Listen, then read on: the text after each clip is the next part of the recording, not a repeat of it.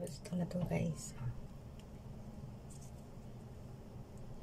Ganito lang yung pagkain guys. Tanggalin lang dito. O diba?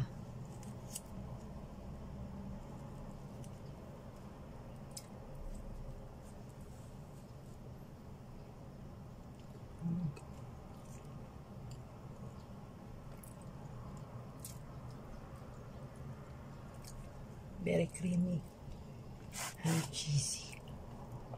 Sobrang sarap guys. Sarap pa sa ano mo guys.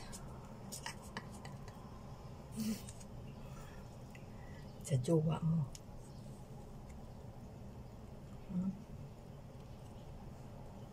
With kape guys.